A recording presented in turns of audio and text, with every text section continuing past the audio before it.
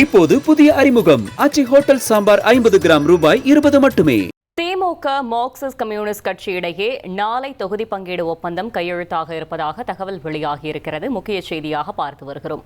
மேலும் தகவலை செய்தியாளர் ரமேஷ் வழங்கிட கேட்கலாம். ரமேஷ் வணக்கம், முழு தகவலை சொல்லுங்க. திமுக மார்க்சிஸ்ட் கம்யூனிஸ்ட் கட்சி இடையே நாளை 2ஆம் கட்ட தொகுதி பங்கீடு பேச்சுவார்த்தை நடைபெற இருக்கிறது. இந்த பேச்சுவார்த்தை முடிவுக்கு பிறகு திமுக சிபிஎம் இடையே தொகுதி பங்கீடு ஒப்பந்தம் கையெழுத்தாக இருப்பதாக தகவல் கிடைக்கப்பட்டிருக்கு. திமுக கூட்டணியில கடந்த 2021ஆம் ஆண்டு மார்க்சிஸ்ட் கம்யூனிஸ்ட் கட்சிக்கு 6 இடங்கள் கொடுக்கப்பட்டிருந்தது. அதுல 2 இடங்கள்ல சிபிஎம் வெற்றி பெற்றிருந்தாங்க.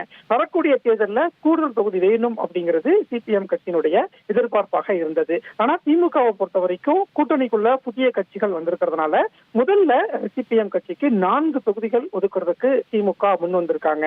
ஆனா கடந்த முறை வாங்கியது போலவே 6 தொகுதிகளை வாங்க வேண்டும் அப்படிங்கிறது மார்க்சிஸ்ட் கம்யூனிஸ்ட் கட்சியினுடைய ஒரு எதிர்பார்ப்பாக இருந்தது.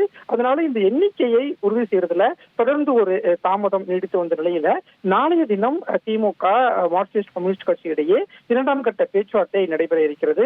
இந்த முறை திமுக கூட்டணியில மார்க்சிஸ்ட் கம்யூனிஸ்ட் கட்சிக்கு 4 அல்லது 5 தொகுதிகள் வரை ஒதுக்கப்படலாம் அப்படிங்கிற ஒரு தகவல் கிடைக்கப்பட்டிருக்கு.